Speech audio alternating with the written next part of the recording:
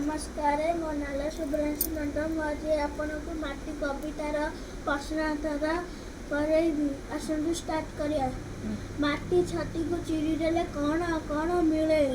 माटीर छाती को चिरी देले जुग जुग इतिहास मिले। माटी आमको कौन कौन देछि बोली कवितारे अछि। माटी आमको खाद्य बास फल काठ नड़ा शाग मुग बिरी धान गहम मांडिया लुहा आलुमिनियम और कोयला इत्यादि देछि बोली कवितारे लिखा जाइछि।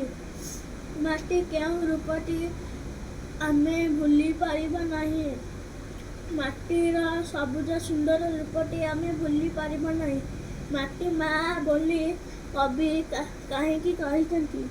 स्नेहमयी माँ जेभଳି संतान चाहिथिबार जिनिस दान करी तार कामना पूरण करिथाए सेभଳି माटी माँ सबू चाहिबाकू जिनिस देखिथिबार कवि माटी स्नेह माँ बोली कहिसंती।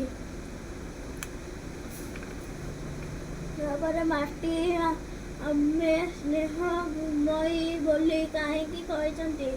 संतान प्रति माँ मनरे अतुट स्नेह भाव करिथिबा माटी माँ परी आमको स्नेह आदर करिथाए। तेणु माटी माँ को आमे स्नेह बोली कहिबी।